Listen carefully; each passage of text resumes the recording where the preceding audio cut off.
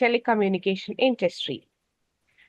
He has worked in various roles, starting from 2007 as a radio network optimization trainee.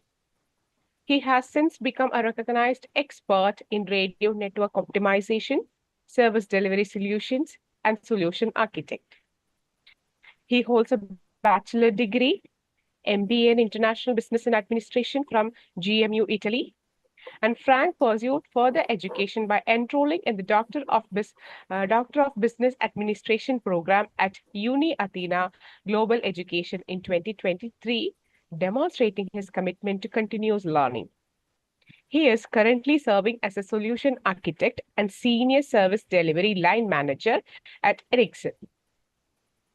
So please join me in welcoming Frank to today's session.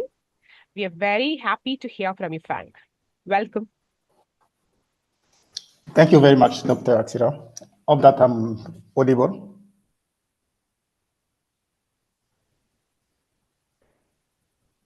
Hello, can you hear me? Yeah, it's perfect. Am I audible? Perfect. Yeah, you're perfectly audible. Okay. Thank you very much for the introductions. As you mentioned, my name is Frank Didier Sukru, and I'm actually working for Ericsson as a service delivery line manager and as well solution architect. So I'm doing both roles, the managerial part and also having the technical expertise in the radio access network design and optimization. Okay, we are working with various operators around the globe, but mainly in West Africa, where we are working with key operators such as Orange and Move and MTN as well. So for the session of today, I have chosen to talk about the transformational leadership and how we can use this leadership style in driving individual performance. Those are two different aspects.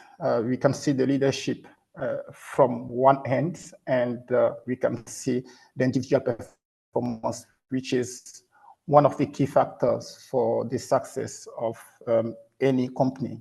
And this is a sustainable success, of course. Without any further delay, I will move to the first slide, which is showing you how the presentation will be structured. First of all, we will talk about the leadership taxonomy, showing the different leadership styles we are having. And the next part will handle the transformational leadership. So it will be only zooming on the transformational leadership. Later on, we will see all the challenges of the transformational leadership, the application of the transformational leadership. We will see how to overcome those challenges. It means addressing those challenges.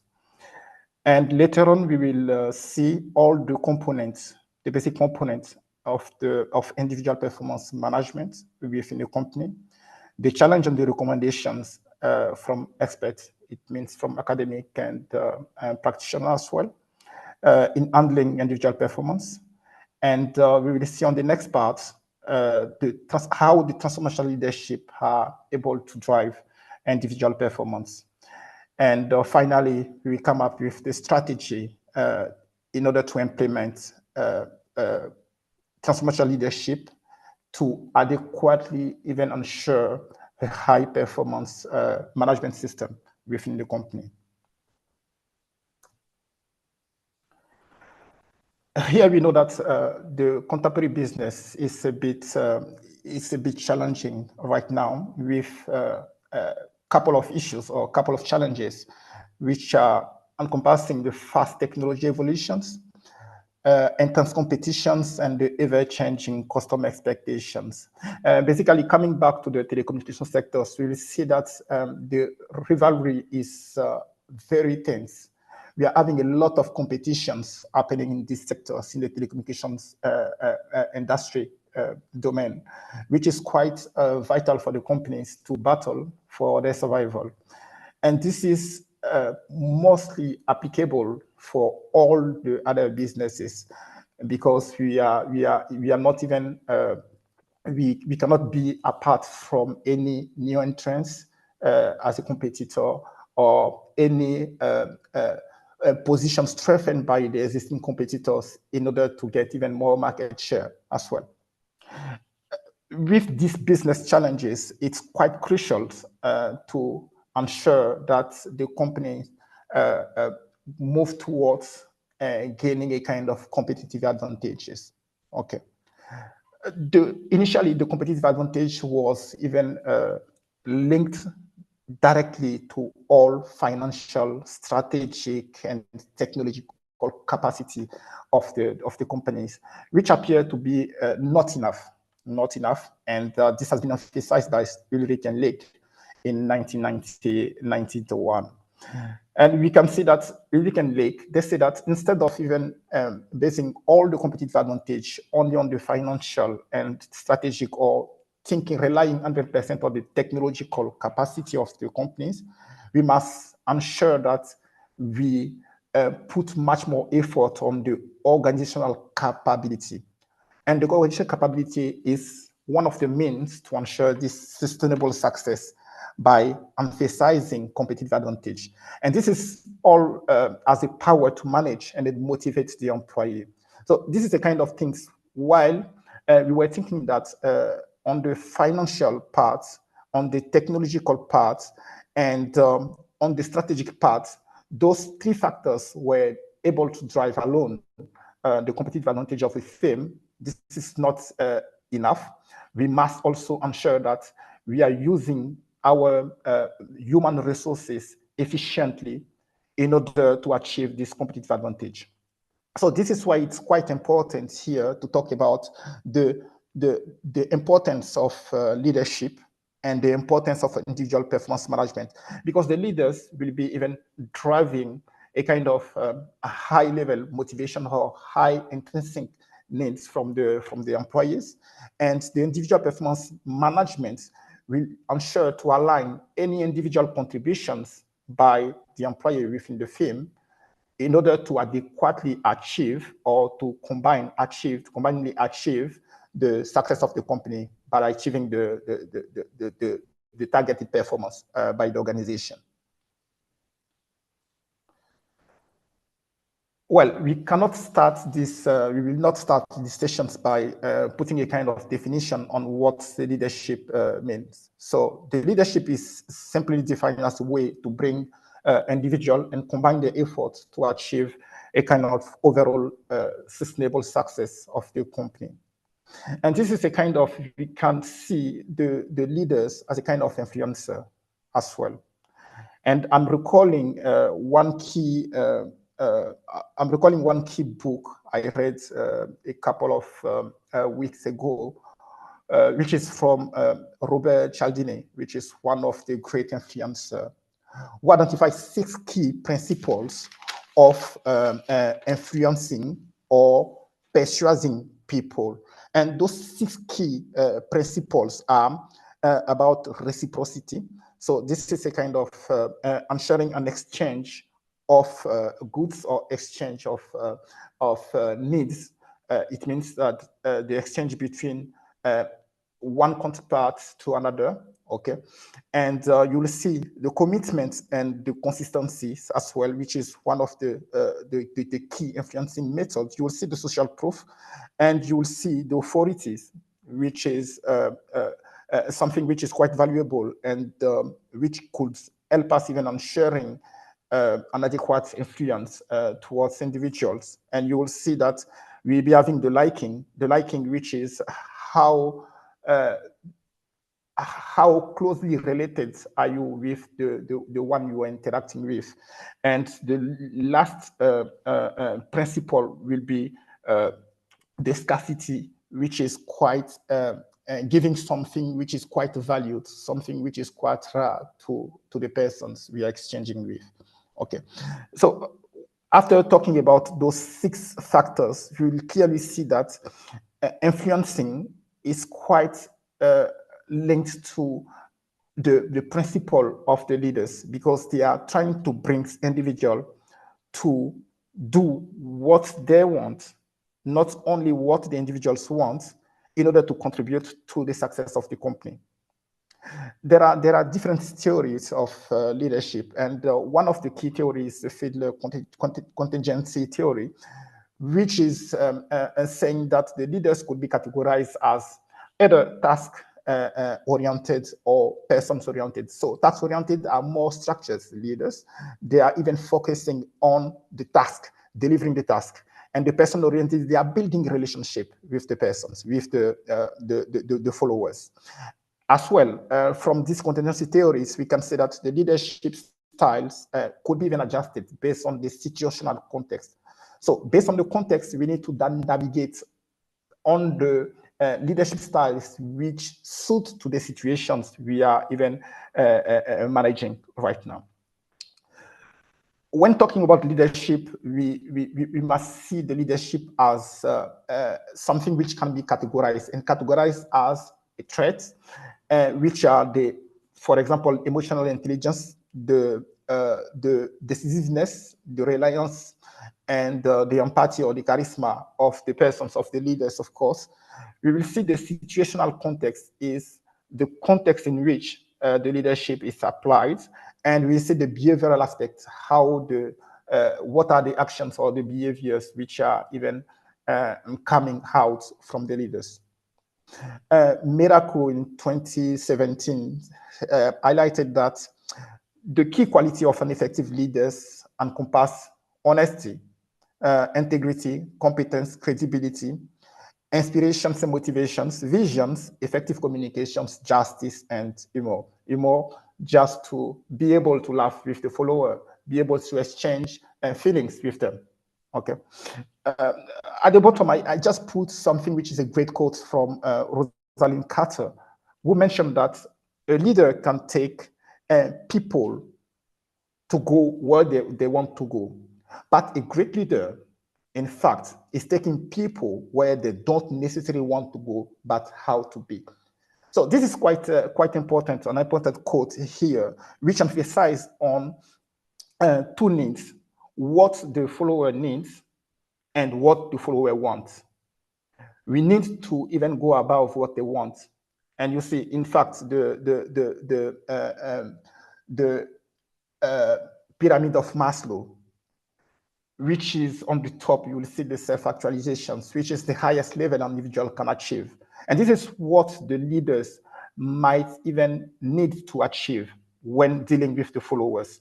And this is what Rosalind Carter is meaning to say. We can want something which is not necessarily vital for us. We need to even push the follower to overcome the personal interest and to go to something which is quite bigger for them. Here we put, coming to the taxonomy of the leadership, we have different leadership styles, which are here. We will start with the transformational leadership style. This form of leadership style emphasizes on the visions, change, team development, inspire people, and motivate their subordinate to transcend their own personal interest. And this is what I was emphasizing on, and this is directly linked to the quote from Rosalind Carter I was just citing.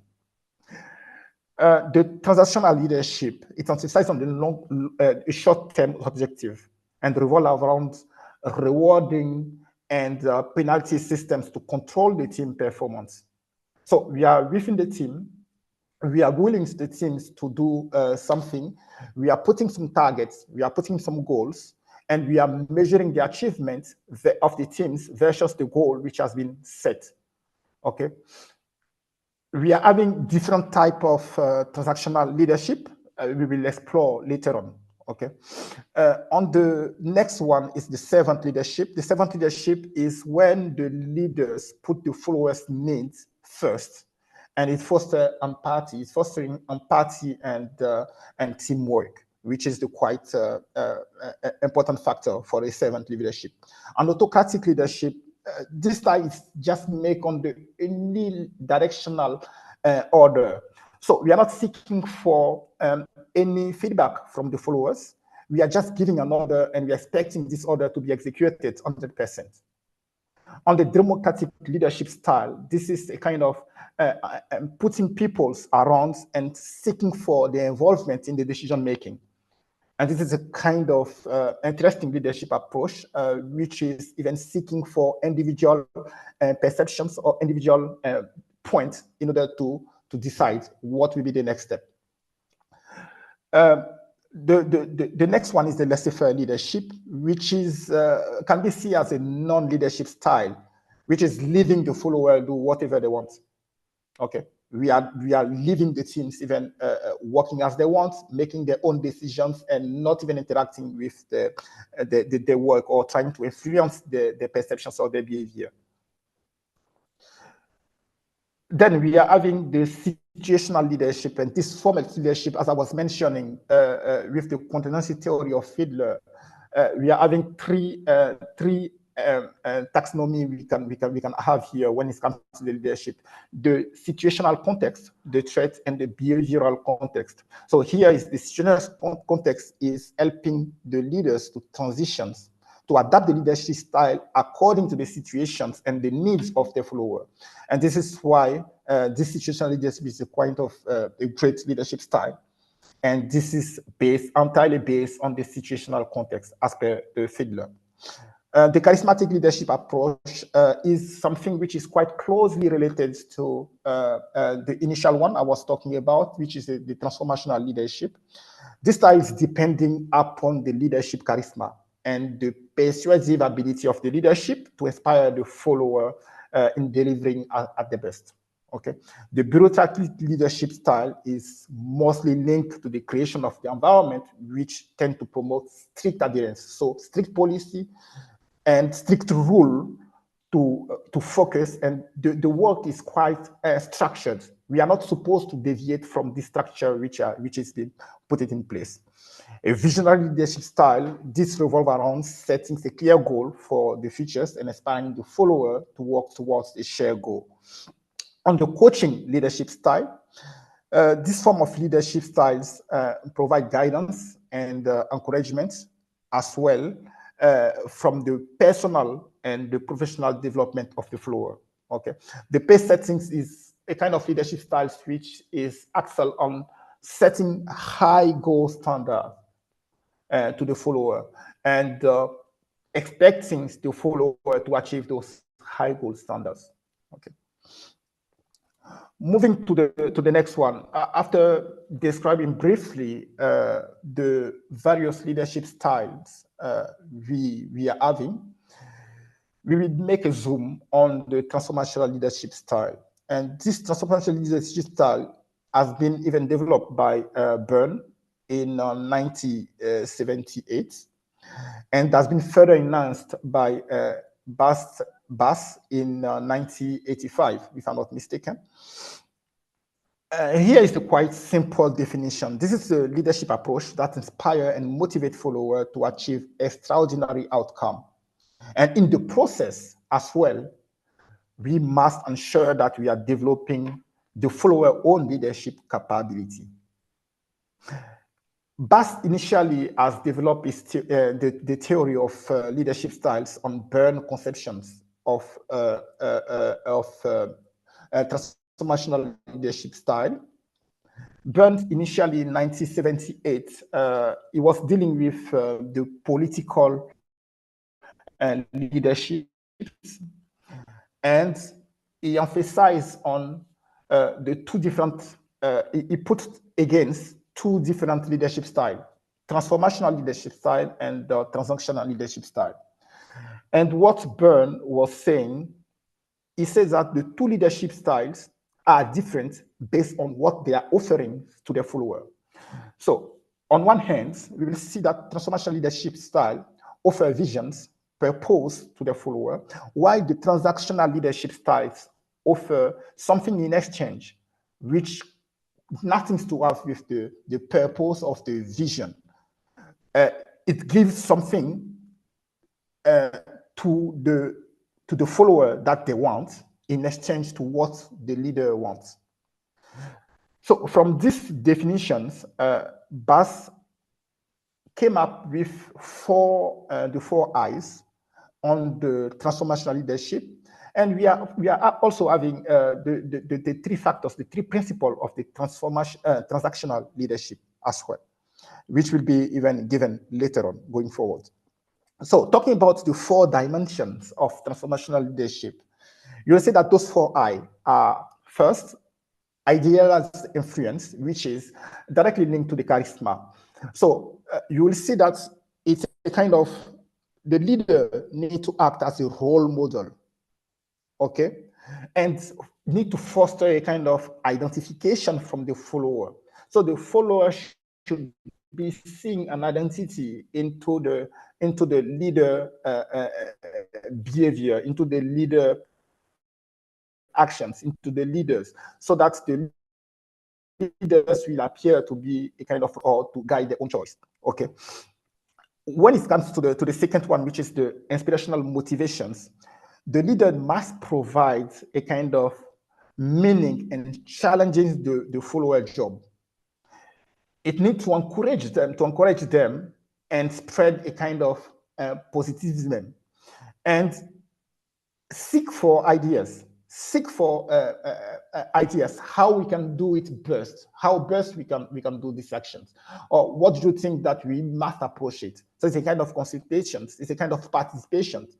So it's something which going to inspire the follower to even go beyond and to come up with something which is quite innovative, and also stimulate the intellectual, which is the last factors we'll be even addressing.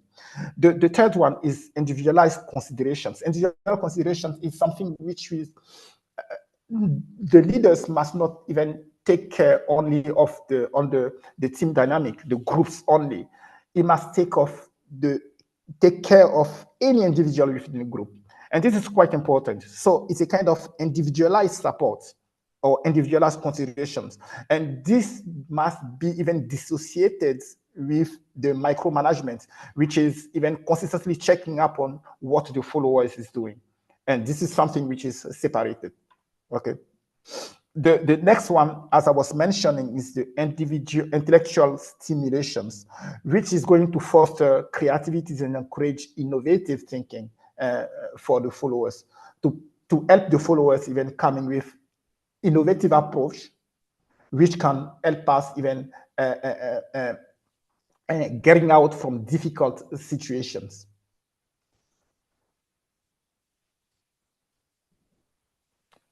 As well, on the Zoom on the transformational leadership, so those are the four pillars of the transformational leadership, or the 4 principles. Intellectual stimulations, you will see that it encompasses innovations, creativities, goal settings, and the challenges, and challenge the work done by the follower. On the individualized considerations, you will see mentoring, coaching, empathy, purpose, giving a purpose, and giving strength and skill. So the skill, developing the skills of the persons, developing the skill of the follower in order to be able to accomplish the work. As well, on the individualized influence, you will see that the leaders must be seen as a role model. So walk the talk, must be seen as someone who is making the follower being enthusiastic, and who is even having value that are representative for the followers. Inspirational motivations is giving a clear vision, being optimistic instead of pessimistic, and being inclusive. So include everyone, and this and induce also the productivity, which is helping the persons even achieving their best and their high performance level. Well, by even presenting this way, transformational leadership, we must even think that transformational leadership is something which is quite perfect. So why are we not even applying the transformational leadership everywhere on all the situations? Unfortunately, transformational leadership is not coming without without challenging. Sorry about that. Without challenging. So, for example, put ourselves in a short project. So you will see that the short projects are short by nature. So the challenge here is to have the transformational leadership to develop close relationship with each and every members. Because of the little time of engagement, this could even damage the actions of the transformational leadership, because the project is time bound, and we couldn't have all the times to develop everything which is required to have the transformational leadership even working at its best. So this is one of the challenge, or one of the drawback, or one of the limited points. As well, the second point is, when you are working on the project, we know that transformational leadership is seeking for innovative approach, creativity from the follower. So the creativity and the innovative approach could impair the project. Why? The project is a short duration project. We know that from the experience we are having, a project can be done only in a single way. And this single way is something which perfectly even match with the outcome we're expecting. And the transformational leadership within the project encourage the followers to come up with innovative approach, which have nothing to do with the proven concept being used initially to do the work. So here we'll be having a kind of waste of time to think out of the box and look for solutions which can put even the project into uncertainty, which can delay the project executions. And this is something which could be even bad, very bad. The third point, when applying the transformational leadership, is the high ambiguity and the risk commitment issues. So when you are having a project, for example, it's something which is temporary, it's something which is temporal. So all the persons who are working on the project are temporarily forming a team structure.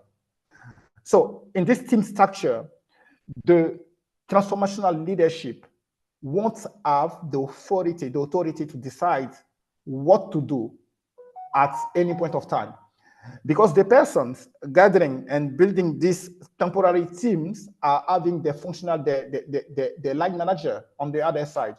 So they rely 100% on the previous line manager rather than putting 100% themselves following the transformational leadership. And this is another vital considerations which is blocking the effects of transformational leadership and being a challenge of the application of transformational leadership. The last one has been even highlighted by Rendezvous in 2006, who emphasizes on the high potential burnout from the transformational leadership due to the huge amount of work which is demanded by transformational leadership actions. So you will see that transformational leadership, you have an individual support, an individual approach, which aim to even go and seek or go and motivate the individual to perform at their best. So this individual approach, cumulated, could be something which can be exhaustive for the transformational leadership and put him to at a point to take even the work at home and increase his workloads and achieve or lead to a kind of burnout. And this is something which is quite challenging here. The second point is a transformational leadership who is not authentic and who is not personalized, who is personalized rather than socialized. A person who is thinking about himself. These persons could be a danger using transformational leadership approach to deal with a team members or to deal with the follower. So basically, those are the four factors, challenges we could highlight here when it comes to the applications, to the implementation of transformational leadership and its outcome on the project as well on any kind of system. Moving to the next slide, we will see how can we even approach and how can we even try to address the main culprits when implementing transformational leadership. So basically, we are talking here about 4 factors. First of all, the training and development. So we need to provide leadership training that focus on emotional intelligence, communication skill, and change management. And those are quite vital to help addressing those kind of challenges we were citing in the previous slide. The feedback mechanism, this needs to be even consistent and regular. We need to have a feedback mechanisms which involve close communications and to gauge the team sentiments and address any concern promptly. Okay. Otherwise, you will see anybody, since it's not regular, you will see anyone even doing something from his side and not sharing any challenges. So we will not be able to develop their competencies, or they won't be able even to achieve the target or the goals we have set there. Supporting the team autonomy. This is encouraging the teams to take the ownership of the work, fostering a sense of empowerment and engagement. So here, let's develop this part a bit. When we are talking about engagement, we are talking about 3 factors, and this is the job engagement by Kahn in 1990. We say that to achieve engagement levels, we need to have even 3 needs which are fulfilled. The meaningful needs. So we need to see the job as meaningful to us. So we are doing something quite important. The safety part, which is a kind of link to the job security. We are not having any kind of retaliations. We are not expecting any kind of retaliations when performing our work. And the last one is the availability, which is having all the means or all the required resources to do our work. So those are the 3 factors which are helping to achieve the job engagement level of any followers or any employee. And this is quite vital. And this is those 3 which must be even provided and shared to be provided by the transformational leadership. In the last part, as I was mentioning before, Bas was even highlighting the potential burnout from the follower as well, from the leaders. So we need here to be mindful of the leader and the team's burnout possibility. So I'm sharing that we don't have very high amount of work, and expectations are really, really manageable. So those are the 4 key factors which can help us even addressing the challenges from the applications or implementations of transformational leadership. Moving to the next, since we finished the first component, which is defining transformational leadership, we will move to the other component, which is the individual performance management. Individual performance management is quite important for the company because we need to see a company like a collectivity of individuals. So in order to achieve a kind of global target, a target for the company itself, we can even split the goal at the unit level and at the individual level to have the single contributions for individuals summing up to have the unit contributions, and the unit summing up to have the overall company objective. So this is quite important. This is why the individual performance management is quite important here. So it's defined as a continuous process of identifying, measuring, and developing the individual performance aligned with the organizational goal. And this fact is quite important, aligned with the organizational goal. So the goals are something which are coming even top to down. So we are breaking down the goals towards the individuals. Okay. The components of the individual performance management are, you will see here, the goal settings. So we need to ensure that we are even putting actionable goals, SMART goals. And the second one, we need to have a kind of feedback mechanism, which is ensuring checking up the progress of the team. We must also have into the individual performance management the employee development, which is quite vital. It's quite vital to make the employee even relevant for the futures or relevant for the activities even they are doing within the company. And the 4th part which is one of the key aspects and of the individual performance management, which is the performance review, individual performance review, or we can call it also performance appraisal, which is conducted and evaluating the progress towards the goal of each individual. Basically, you'll see that some companies are coming with different frequencies of implementing the performance appraisal. They can have maybe they can have it even once a year within the company, or they can have it maybe twice or even 4 times, okay, within the company. Moving to the next one, which is the challenges and the recommendations for individual performance management. We can say that the first key point which we can mention here is coming from Broadband and Laughing. They are arguing that dealing with performance management, it encompasses the performance management, the performance measurement, which is a retrospective evaluation of outcome. And this is what we show in the previous slide. This is the individual performance review or the performance appraisal. And the performance management, which is the proactive approach focusing on the goal settings and the planning, okay? This emphasizes the important role played by the performance appraisals, so the performance review in individual performance management. But what is appearing to be important to take here is that the performance appraisal component, not the goal settings. We know that the goal settings from various studies, the goal setting goal is also enhancing the motivations of the employee in order to achieve the goal. So you'll see that a kind of inspirations of motivations from the follower to achieve this goal. What is important when it comes to the performance appraisal is that it's not something which is broadly accepted. For example, Grint in 1993, they contend that the performance appraisal or the appraisal process is essentially subjective. So you'll see a person who could be a leader sitting and assessing the work done by any individual, any follower, is having its perceptions.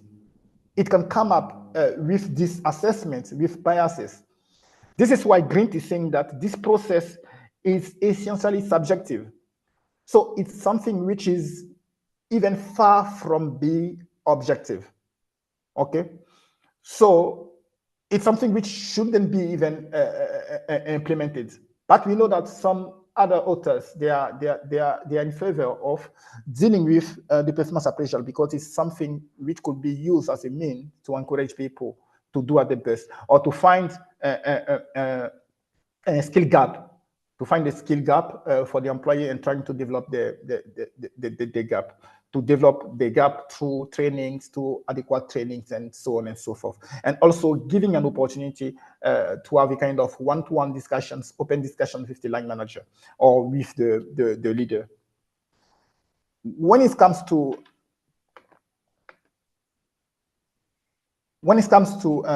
Egan and Ho, in 1981, they highlighted the critical drawback of performance appraisal as well, which is due to the frequent mismatch or the frequent misalignments between the perceptions of the supervisor and the subordinates regarding the performance appraisal process and the outcome.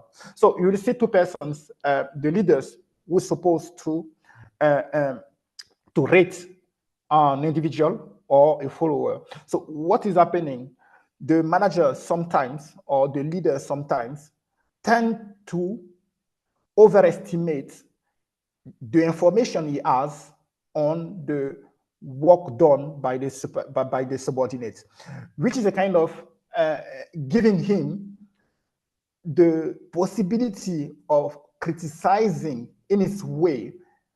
And these perceptions could be even catastrophic because some of the times the managers, they are not even 100% into the technical aspect or into the low-level activities. But by even overestimating the feeling or the thought about what the employee is supposed to do, it's something which can be even catastrophic when implemented, when talking about the performance appraisal. So it will be something which will be a kind of directing the employee or guiding the employee to direct order to say that, no, you have to approach this work like this instead of approaching like that. And this is something which could be even catastrophic for the employee motivations as well.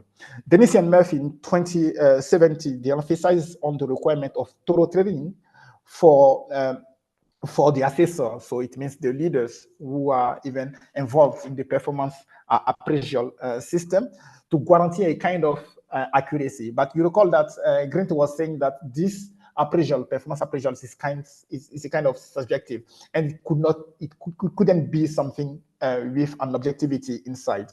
But there are two aspects here we need to take into account, which are the leniency and the halo effect. The leniency effect is just having the leaders, in order to get away from any criticism from the followers, is tending to give an overall high marks to all the subordinates, to avoid any bad feedback from them, or to ensure that he's having a kind of consistency in the behavior within this team. And you will see the halo effect, which can be even a negative or a positive approach, which is a kind of bias and the leaders can have when going for an assessment of the employee work, which could be something about a bias, a personal bias, misunderstanding on the behavior of the employee or something like that, and systematically rating the work of the follower as low or high, something like this. And finally, we see that Adler and Tow, they highlighted that each high-level profiles companies, they have completely removed out, or they have completely discarded the performance appraisal from their system. And they are even more moving towards something like, which is quite regular checking on the employee. So something towards the transformational leadership without the component of the performance appraisal, which is quite dangerous and quite catastrophic for the motivations and the engagement of the employee or the followers. After checking the transformational leadership and the individual performance management, what we can see is that we are having 4 factors, explaining how transformational leadership are driving individual performance for the employee and to guarantee the success of the company. So the 4 main approaches are increased motivations. So you'll see that as transformational leadership encourage and inspire visions and communications for optimism, and which help the followers to develop the motivation and boost their self-confidence. Okay, and this is one of the study done by Khan in 2020. The second way, the second pillar, which is denoting the transformational leadership in driving individual performance review, is encouraging the development. So providing the key tools to identify the skill development through feedback mechanism, mentoring and coaching, to assist the people, the followers, okay, to pinpoint the area of needs. So to identify the gap, to identify the flows, and to help them even achieving the high performance level. Fostering engagement, as I was mentioning, taking into consideration the aspect from Khan, which is availability, safety, and meaningfulness, which are going to ensure that the employee perform at the best. Okay, they feel appreciated and more involved when doing the task. And this is done by the use of transformational leadership approach. As well, the last principle, the last factors is setting clear goal, clear expectations. So the clear state performance expectations and criteria is set by the transformational leadership to ensure that the performance of individual are adequately even aligned to what is expected by the leader. So I was saying that initially The transformational leadership gives a kind of vision, purpose, while transactional leadership is giving what the follower wants in order to expect what the leader wants or needs. Coming to the strategy of implementing transformational leadership in individual performance management system, we will talk about 4 main points. The first point is, sorry, I need to move to 1 point. Okay, the first point is to align the performance objectives with the visions. So make sure that all the individuals' performance goals are aligned with the overall organization visions. The second point is to integrate the leadership development. So incorporate transformational leadership principle into the individual performance management system. The second point within the integrations of leadership development is to initiate procedures which are made to honor actions compatible with transformational leadership, like coaching, teamwork, and creativity. The last pillar of the strategy of implementing transformational leadership into individual performance management is to create a kind of culture of continuous improvement. So we need to reiterate that the needs of leaders, okay, in driving success. Make sure the work environment support honest communications, experimenting, and learning from mistake. So in this part, we are talking about having the feeling of having no retaliations by doing the work. And this emphasizes one of the pillars of CAN, the three principles to achieve job engagement from CAN, which is the safety part. Okay. We must implement a structure of one-to-one meetings between the leaders and the followers. So this join the point of the 4 I's identified by BAS, the individual considerations, and adopt a 360 feedback that encourage input from peers and managers, allowing for a comprehensive view of performance and leadership effectiveness. And this is quite vital. Instead of even relying 100% on the view of the leaders only to rate into the performance review, we must even open it to have a kind of democratic approach, having even the self-appraisal from the employee, having also the peer ratings from the employee colleague and the other manager ratings, such as maybe the managers directly working with the employee under a project or something like that. Okay. So those are the strategy for implementing adequately even aligning transformational leadership and individual performance management system within an organization. Here, at the end of these presentations, giving us a kind of theoretical view of how transformational leadership are working and what is expecting from the individual performance management system, combining them, showing the linkage between transformational leadership and individual performance management system, and how to ensure that we are achieving high job performance by individual. We are presenting 3 case studies, okay, adequately aligning the importance of transformational leadership into individual performance management. And here we are talking about the work done by Jude and Piccolo on the transformational and transactional leadership. This was a meta-analysis, okay, to find the relative validity. So talking about the validity, they are even in this study, they are considering 3 types of leadership. Okay, transformational leadership, transactional leadership, and the laissez-faire leadership. We were saying that the laissez-faire leadership is a non-leadership style where we are leaving the employee doing, or the followers doing whatever they want. Transformational leadership is sharing a vision, giving a purpose, and pushing the follower to adhere to this vision. So this is a shared vision. Transactional leadership, giving in exchange to what the leader wants, giving in exchange what the employee wants. So giving what the employee wants in exchange to giving what the leader wants. And this is referred to one of the principles of influencing by Robert Cialdini, which is the reciprocity aspect. Okay. So here in this meta-analysis, they analyzes a couple of books, a couple of articles, journal articles, and what they found that transformational leadership show an overall validity of 0.44.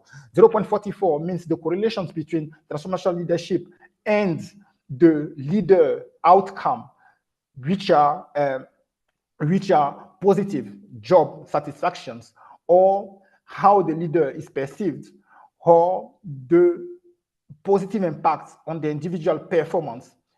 We are having 0.44 correlations between transformational leadership and the leader outcome, as I was denoting here.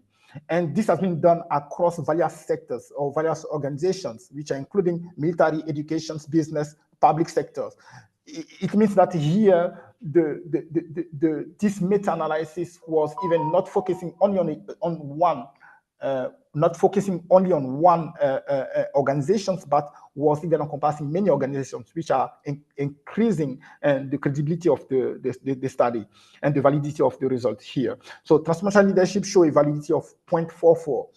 On the same way, they are seeing that transactional leadership, the contingent rewards, has shown a validity of 0.39, which is quite high and which is quite close to the value of transformational leadership. So it means that the relation also on transactional leadership and the leader outcome, which is job satisfaction or improved performance of the individual, or the way the leader is seen by the follower, is correlated by 0.39, which is quite interesting here.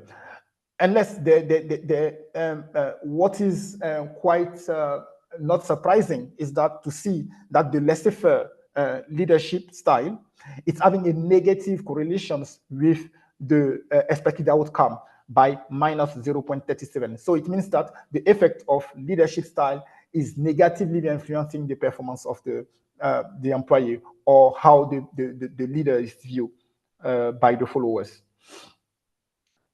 Here, what is quite important and to take away from this study is that the correlations between transformational leadership and contingency reward leadership, they are strongly correlated by a factor of 0.80, which means that those two, transformational and transactional leadership, as approached by Burns in 1978 as two separate leadership styles, okay, must be seen, as proposed by Bass, as not opposite concepts of a single continuum, but they must see as a complementary styles to help even to achieve the outcome. So it means that transactional leadership are always used as the base of the implementation of the transformational.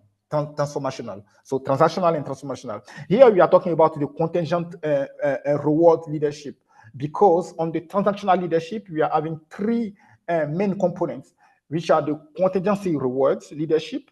Contingency reward is basing the rewards on the expectations. So we are setting clear expectations, and we are even clearly communicating to the employee the expected outcome or the expected rewards after the achievement of each and every goal. This is a short-term goal, helping them to achieve their goal. They will be even rewarded by any kind of reward. Okay, and on the transactional, we are having two separate other concepts, which are the management by expectations, which could be either passive or active management by expectations, which are even managing the followers. Okay, when we are talking about management by expectations, active management by the followers on the basis of penalties or basis of mistakes they are doing. So we are, if it's active, the leaders always scrut the work done by the follower and act before the behavior or the actions done by the follower becomes even catastrophic from what is expected in the task. The management passive is quite passive. There is no scrutiny from the leaders. So the leaders wait till the bad actions occur before penalizing or taking the corrective measure. So when we are talking about management by expectations, passive and active, the only concern here is the timing at which the leaders intervene. So you'll see that among the three transactional, it's only the contingent reward which is highly correlated with the transformational leadership, meaning that the transactional leadership could be even used as a base for implementing the transformational leadership. And you see the transformational leadership and the laissez-faire leadership, they are negatively correlated. So we are talking about the non-leadership style, so leaving the teams doing what they want, and the transformational leadership, which is a highly even encouraging people to have a kind of shared visions, are negatively even correlated. Moving to the first case study was we see the hypothesis testing, which was basically 5 hypothesis testing. So you see that the first one is transformational leadership is highly or positively related to the job satisfaction, which was even valid by this study. Transformational leadership and charismatic leadership will exhibit the similar validity, which is also supported. I was talking about initially that charismatic leadership and transformational leadership are linked. So when presenting the leadership taxonomy, the next hypothesis testing was in this study was to propose that positive relations between transactional leadership, okay, which is the contingent rewards and leadership criteria, which was the expected outcome, was even confirmed to be true, which was even significant as well. The hypothesis 4 expected a negative relationship between the management by expectations, active and passive, and the laissez-faire, which was also supported. And the last one was predicted to have a kind of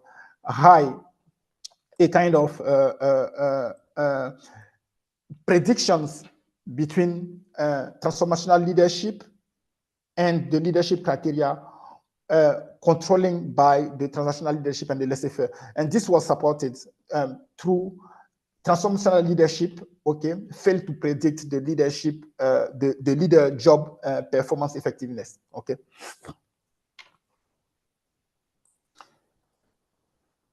When we are coming to the second study, here we put a kind of second study, which was a study done by Walumbua in 6 US big bank organizations, okay. Here, what they wanted to investigate how transformational leadership influenced the individual job performance. And they were putting the relations, the role of identification and efficacy belief. Okay, here it was a quantitative approach with 437 employees, as I was mentioning, and it was across 6 banks in the US. Okay, so they did the survey. The data collections was done through survey, and later on they asked the manager or the leaders to rate the performance of all the direct reports. The key findings of this study was that the employee who reported feeling more connected to the work unit, this was the work identification, the identification to the work, are more confident in their ability and more confident in their ability when they had transformational leadership. So it means that when the employee were having transformational leadership, they were feeling much more themselves, even connected with the work unit.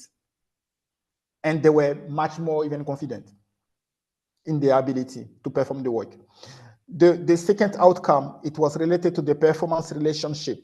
So how the performance ratings was done.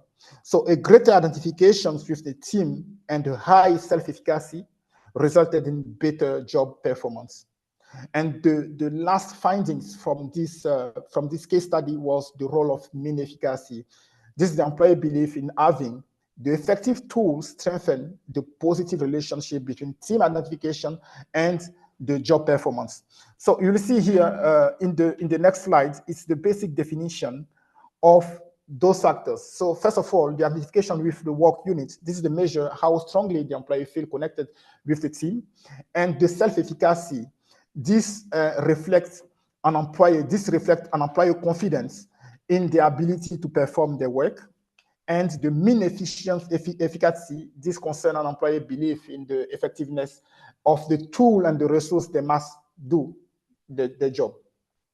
Just a quick highlight on this study is that they use this study uses a mediating approach, okay, a mediating approach where you can see the impact or the correlations between transactional leadership and the identification to the work was significant with a p-value of 0.01, and the correlation factor was 0.21.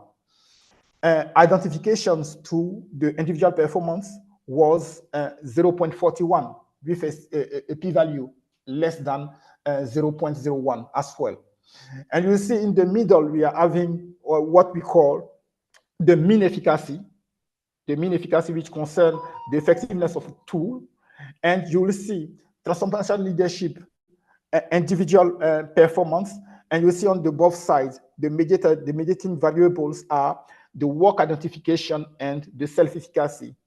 And the moderating variable was the mean efficacy in the middle. In this study, which has been done, the strongest relationship was between the mean efficacy and the self-efficacy with a correlation value of 0.52. And the next one was between the identifications to the work units and the supervisory ratings, which was even correlated at 0.41. All of them with a p-value of less than 0.01. Here in the case study 2, there were practical advices for manager, which encourage to strengthen the team connections. So you'll see strengthen team connections is fostering a strong relationship with the team, boost employee confidence, assist employee in feeling assured about their capabilities, and this is done by the transformational leadership, provide effective tools, ensure that employees have the necessary tools and resources to do the job. And this is where we are, this is what the authors qualify as the mean efficacy. And the limitation of the study was that it was solely even done for the bank. And the authors also highlighted the need of exploring this relationship manifested in the job, different job or settings. So we need to check those relationships with a different industry, which could even enhance the validity of the study here, or the findings we achieved. The case study 3 is something which is quite personal, and it will be quick here. I have started the journey with UniAthena in 2023, where I was even enrolled in an IDBM course, an IDBM program. And you know that the IDBM is divided into sections. So the first part was to have the MBA, and the second part is purely for the doctoral level diploma.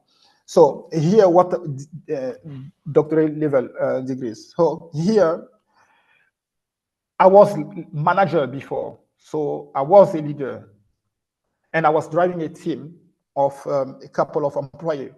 Basically, it was 30 employees directly reporting to me, to myself. So before joining UniAthena, I was a kind of manager who can be classified as an autocratic a bit, and also autocratic, laissez-faire for others, and also situational at some point. Autocratic because within the team I was even managing, I was having different job stages. So within the role of all the employees, you are having junior roles, and senior roles. So I was having different treatment for the individual or the subgroups I was having within my team.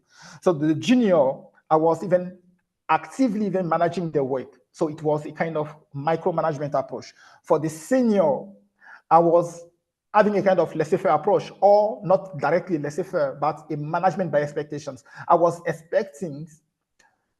reacting only when an issue was occurring. So it was a management by expectations passive, not actively monitoring the task of the employee, but passively monitoring the task of the employee. So those were the approaches I was using. So I can say that I was purely an autocratic leader, also a transactional leader, but using the management by expectations as a means to help the followers even achieving the goal. Okay. What happened was that during a couple of years, the survey report concerning this way of managing was significantly low. So I was seeing that the score I was getting from the follower, from the direct report, from their perceptions to the manager, how they would likely be recommended their managers, I was getting something like maybe 80% or 82%. And I was starting questioning myself about, am I using the right approach? Am I even managing the teams even in the right way? What is their needs? And luckily, in the course of UniAthena, there was a module talking 100% about the leadership style. And I was really amazed because I learned a lot in this module, learning all the leadership styles.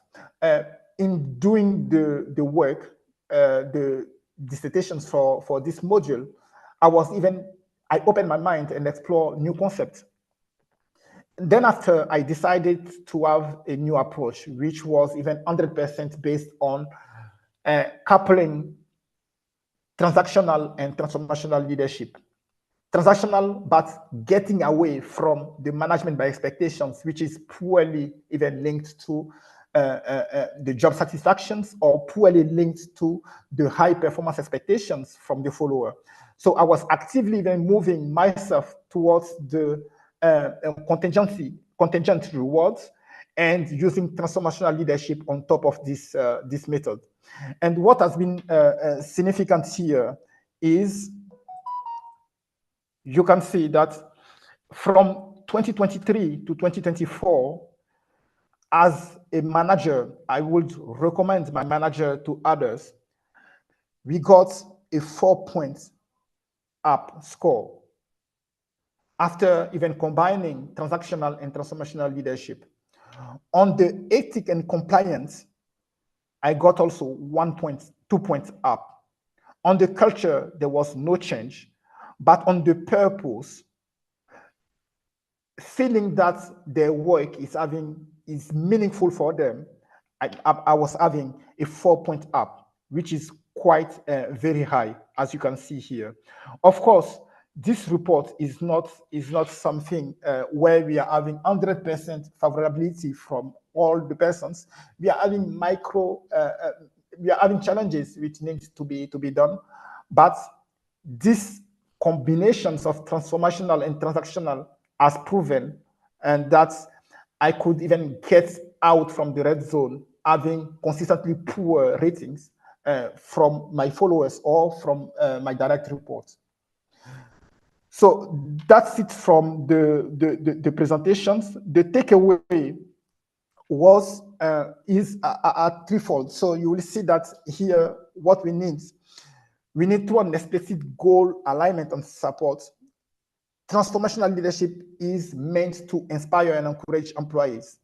So therefore, establishing a culture of innovations and creativities, and improving employee motivations, engagement, as I was mentioning before, and the general individual performance. Many studies have been even shared during the presentations, which show that transformational leadership enhance the individual performance within the company, and raise the job satisfactions. On the last part, we must even take away that transformational leadership is not without any flow. So we need to bear in mind that this can lead to burnout, high burnout. So we need to always monitor the workload from the follower and the workload of the manager, and be careful on the implementation of transformational leadership, especially on the short-term periods, short-term assignment, like a short-term project, which could be having a negative impact rather than what we are expecting. Okay, so thank you very much for thank you very much, and I'm open to any questions. Back to you, Dr. Attila. Thank you, Frank. Thank you so much for the wonderful presentation. Hope I'm audible. Yes, yes, you are. Yeah. Yes, we have a number of questions in the Q&A session. Like we will not be able to address all those things. Most of the questions that I found it was like related with all of the sectors from where they are working. Like they are asking about what kind of leadership can be chosen, what kind of leadership can be selected in different sectors like manufacturing sector, educational sector, healthcare sectors, and lot many sectors they are asking. So we cannot address all those questions. I'll point out some question which is very general, where everybody will be able to get the answers. Okay. Okay. So, how is transformational leadership is different from other approaches? Okay, that's good. This is a good question, really. And let me go back to the first one of the slides, which is giving you a clear visibility. So you see here, we are talking about the 4 highs of transformational leadership, which is idealized influence, which is about the charisma of the leaders. You'll see inspirational motivation, which is motivating the follower to perform at their best. Individual considerations, which is something much more concerned about each and every individual within the group you are targeting. And the individual stimulations, which is fostering creativities and innovations. Most of the other leadership approach, they are not. They are either encompassing only one characters of the transformational leadership. And you see, among all of them, you will see that the 2 which are really closely are the charismatic leadership and the transformational leadership. Another one which is quite closely related to the transformational leadership is, as I was mentioning in the presentation, is the transactional leadership. Only when we are using the contingent rewards approach as a transactional leadership approach. It's only when we be then close to the expectations of transformational leadership. So, for example, how they are differing. You see here, there is a picture where I'm putting the cursor. The effectiveness of the leadership style, here it's shown the 4 highs, which are the 4 eyes for transformational leadership. So you see that transformational leadership is much more effective. It's towards the higher in the effectiveness and higher in the frequency.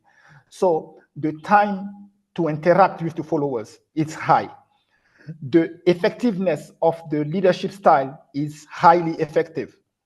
But when we are going down on the other way, you will see the other leadership styles, which are the laissez-faire leadership style. You will see the management by expectations, which is passive, management by expectations, which is active, and those are the transactional leadership and 2 principles of transactional leadership, and the condensing rewards, which is even close enough to the 4 eyes of the transformational leadership. So it means that those 2 are quite even giving approximately the same results, the same expected outcome, like the job satisfactions or improving the performance, the individual performance of the followers. But most of the leadership styles are having different approaches. So an autocratic will be even much more directed towards even giving order to the followers to execute, not even caring about having their feedback, having them even motivated. We are not caring about their motivations. We are giving an order and we are expecting this order to be fulfilled and to be executed. A democratic will be even trying to seek for consensus, putting everyone around the table. And this is challenging because it's giving time to lead to a decision-making situations. If you are having more followers, each of them will be even giving their own perceptions. Of course, you will tell me that the transformational leadership is individualized as well. Individualized, but not individualized in the sense of taking a group decision. Individualized in the sense of making any individuals to transcend their personal needs or their personal wants to achieve a kind of self-actualization. So this is the inherent difference between the different leadership styles we are having. Transformational leadership is more towards the visions, giving a purpose and giving a high order, high level order, high orders of intrinsic needs to the employee. And the other are more even specific, behavioral or situational. They are only valid for a special context, in a special context. Hope that this is clear. Dr. Atia. Yes, Frank, it's clear. Thank you. And the next one is like, is the leadership style is supported to all sectors? Or like, do we have special kind of leadership for each sector, or is this applicable for all kind of environment? This is applicable for all kinds of environments. And recall that in one of the key slides, I was mentioning the contingency theory and the leadership theory of Fiedler, who was saying that a leader can be categorized as a task-oriented. So take a company where it's for manufacturing a shoe, and the task of the employee is just to put maybe one component into a shoe. Okay, this will be task-oriented. This is something which is systematic. So we need to ensure that this task is done. So an approach can be different into a situations where we need much more creativity, or we need to push the users to perform at its best with an innovative approach. So this can be creative. So this is why I say the leadership styles, they are applicable to any kind of domain, and you need to navigate, you need to understand how to navigate through all the leadership style. For this case study, and due to the particular aspects of individual performance management system, I have chosen that the most appropriate method to helping the employee in order to achieve the high job performance was to use the transformational and combine it with the transactional approach to help me then achieving it. But there is no bad leadership style. No bad leadership style. All the leadership styles are relevant, and they should be even adapted based on the situational context, as Fiedler is mentioning here. Okay. Hope that is clear. That's perfect. So the next question, which is very interesting for me as well, how can introverts work to be a transformational leaders? Come again? How can introverts work to be a transformational leader? Introverts. Introverts. Interwords. Yeah, the character, the people who are not at all. Okay. You got it. Okay. Yeah. Understand. I understand now. Okay, this is quite a good question, because if you are not even open to everybody, this will be difficult. You see that here we are talking about the leadership styles, and we are saying that the taxonomy of the leadership styles, the leaderships includes different traits. So the trait is the inherent behavior or inherent trait inherent character of individual. So each character defines a way how you are even performing or what we are going to expect as an outcome. And this trait generally even leads to a certain behavior, a certain characters, a certain behavior you are even, we are denoting from you. Okay. So if you are an introvert, it will be much more difficult for you to approach any individual. It will be much more difficult. But what is interesting here is not 100% even sharing your own experience only, but it's going there and listen to what the employee and find out what the employee needs and how to satisfy the needs or how to go even above the employee need. So you are going to listen even much more than talking. And this is where you are showing that you will be even, you are showing a kind of active listening. You are not even going to share much more what you need, because one of the parts which will be even missing, let me go back to the 4 eyes, which are here, the 4 eyes on the, which will make us even realizing what is quite important. So you'll see that what you will be missing if you are an introvert, it's this part, the individualized influence.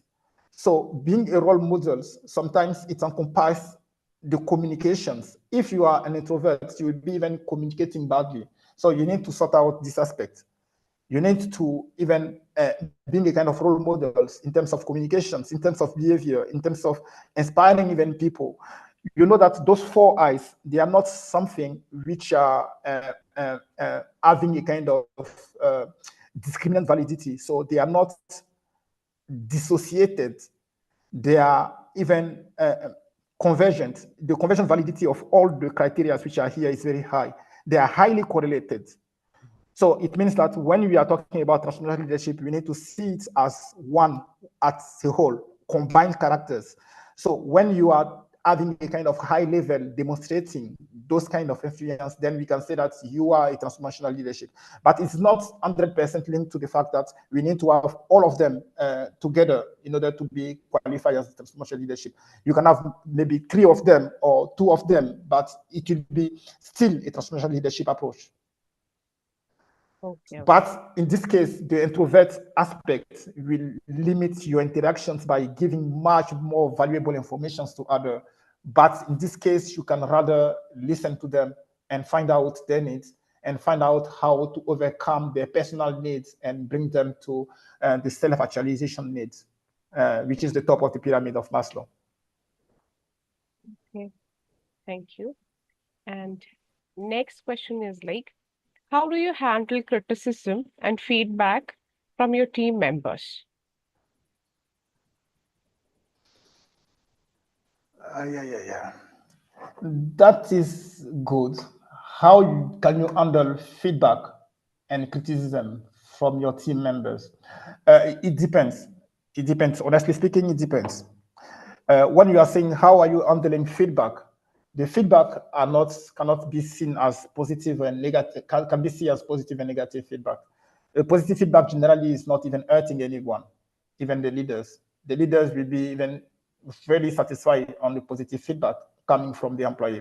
Like the case study 3 I was showing, this is a positive feedback because I managed with my team members to achieve a kind of high ratings into the perception of the line manager, which is quite a great achievement here. So it's a positive feedback and it's taking as granted for me because I have implemented something which is quite successful here. The negative feedback, how can we deal with the negative feedback? When you are a line manager and getting a kind of negative feedback, you need to be open to criticism because no one is perfect in this world. Even as a line manager, you are having something, or as a leader, you are having something which needs, or you need to seek for advice from other people. When it comes to me, for example, for anything I'm doing, I'm seeking for advice, not only the direct advice because I don't know how to do, but I'm seeking for even advice in order to or find out if there is any different approach or any way I can use to make the work I'm intending to do even much more even perfect or close to something which is quite perfect in the eyes of everyone. As I was mentioning, there is be open to criticism, be open to any kind of feedback. When you have feedback, it's only when you can even grow yourself, you can grow more resilience, you can even acknowledge that you are having deficiency or you are having problems to be sorted out, and you need to be open to it. And this is quite important in order to grow. If you are not accepting feedback, either positive or negative feedback, you are having a limited ability to grow or to improve. As I can highlight one key aspect during the one of the sessions I was having with my supervisor, with the Dr. Anna Martin. She told me, Frank, you must even read more. You must read more. And this is something which was even quite valuable, because when I was even taking a book or taking a journal articles, I was reading at some point, but not going 100% at the end of the book to understand all the key messages which are even vehiculated in the book or in the journal article. But when she told me, go and read more, I was like, Frank, here you need to change your behavior. You need to change the way you are operating. And this is for one good reason, because you need to be able to take the readings from the point A to the point B. You need to read it carefully. You need to understand the message. Otherwise, in one day, this bad behavior will cause serious issue.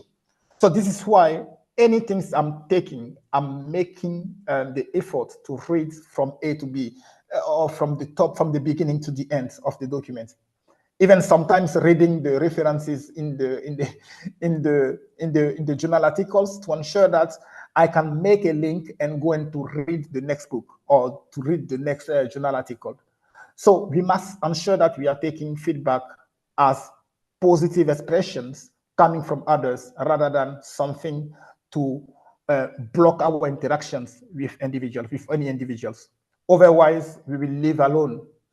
Anyone will stay live by his own. So take feedback as a positive things to improve yourself. Thank you. So that was very nice to hear from you. Okay. And the next question is like, what is the recommended leadership style that can be applied during a changing context? Like from a stable situation to an emergency situation in development. Okay, here this is a quite of very good questions, and here we can see that I will say that it's a mix here. Transformational leadership is kind of leadership which is quite good for change management, as I was mentioning here.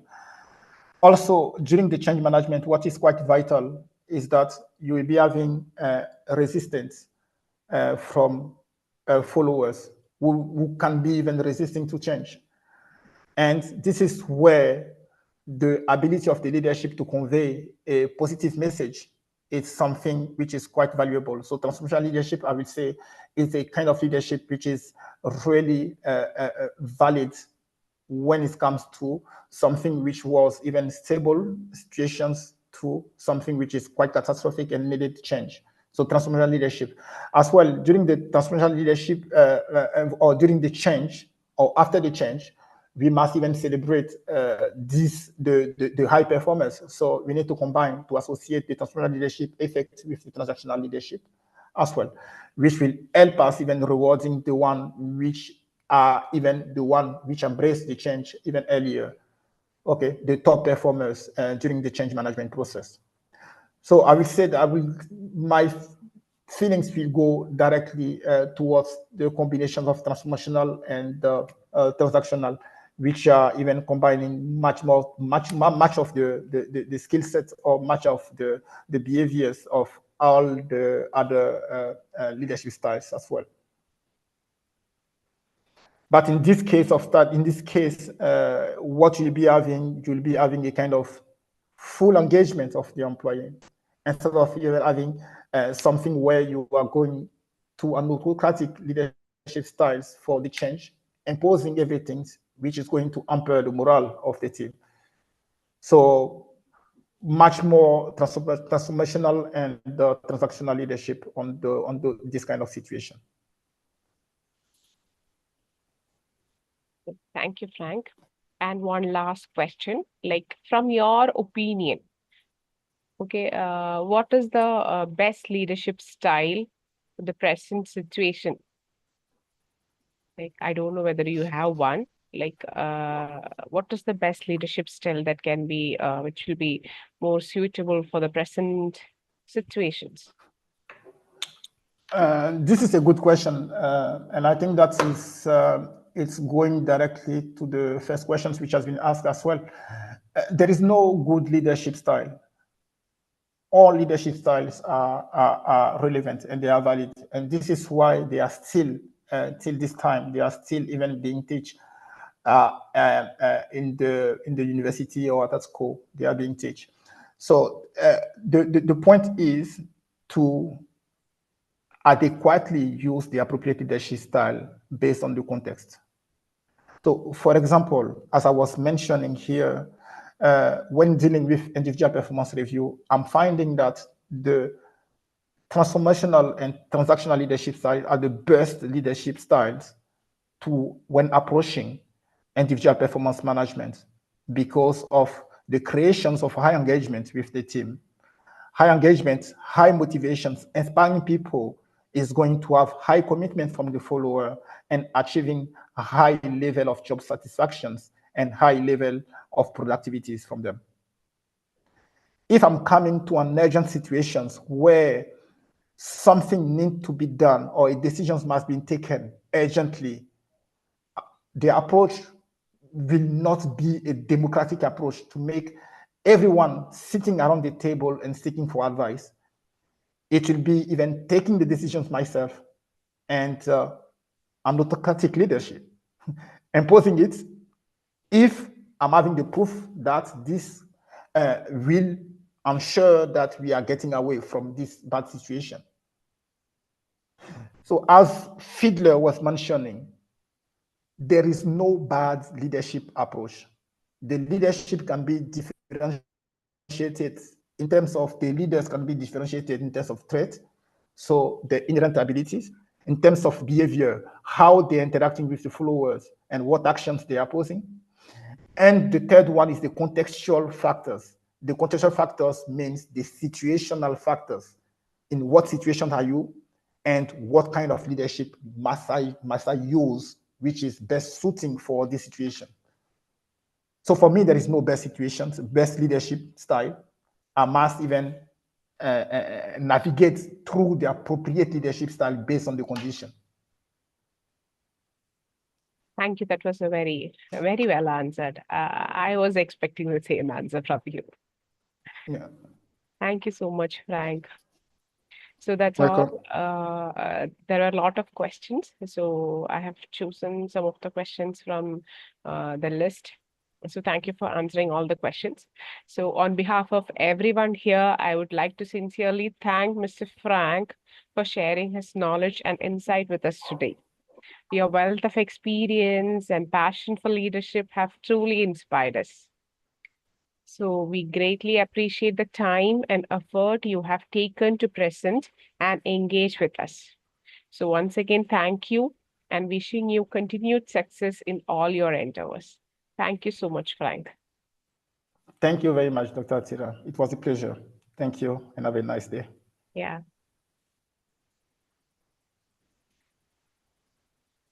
Can stop sharing. Yes. Okay, I'll take a moment to explain what UniAthena have related with leadership.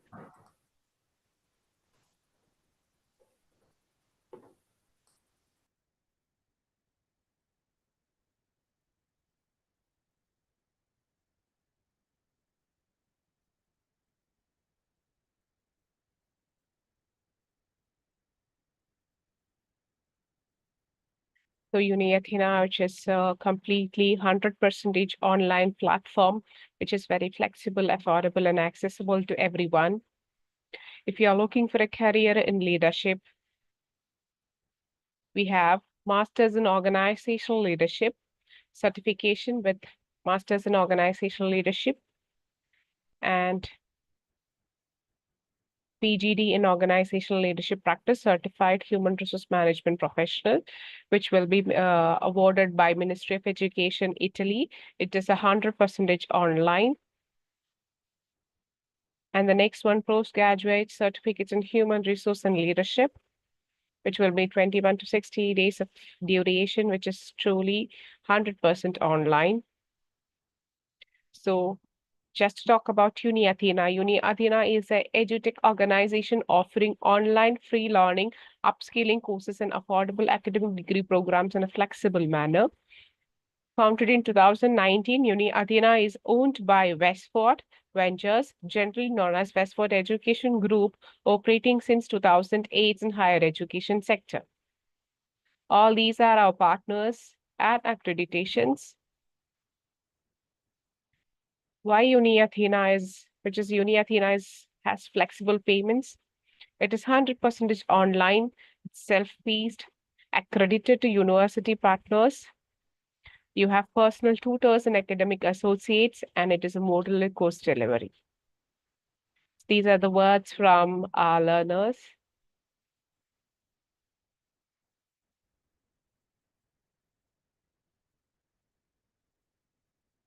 If you have any queries for admission inquiry, you can contact. You have mail IDs and phone numbers here. Thank you so much.